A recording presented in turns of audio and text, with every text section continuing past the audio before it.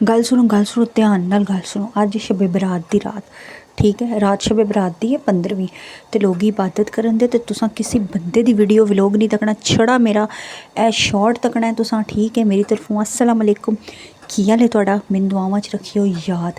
तो इस आस्ते अज मैं ना सोतन दे बारे च कोई गल करनी है, इस आस्ते मैं लॉन्ग वीडियो नहीं पाई, ना ही शोहर दे बारे, ना सस दे, ना नंद दे, ना जठानी दे, ना देवरानी दे, ना ही हेटर्स दे बारे च।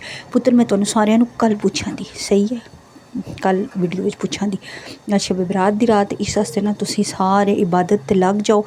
कोई ज़रूरत नहीं मोबाइलों च वड़न दी, टिकटॉकां तक्कन दी, कोई ज़रूरत नहीं शॉर्ट तक्कन दी, कोई ज़रूरत नहीं फालतू ड्रामे तक्कन दी। नेकियां कमाओ, तो मैं भी इंशाल्लाह कमानियां नेकियां। इसी ऐसे वीडियो छोटी पा रही हाँ, तो ए देख लो तुसी, मेरी सोतन कर रही अपना है, ठीक है, कारपेट साफ करना, मुझे नाम नहीं आता इसका, वेलकम की उन्नर के पता नहीं क्या कहते हैं उसको। खैर मुझे दुआओं में याद रखिएगा, मेरा नाम सिद्रा है।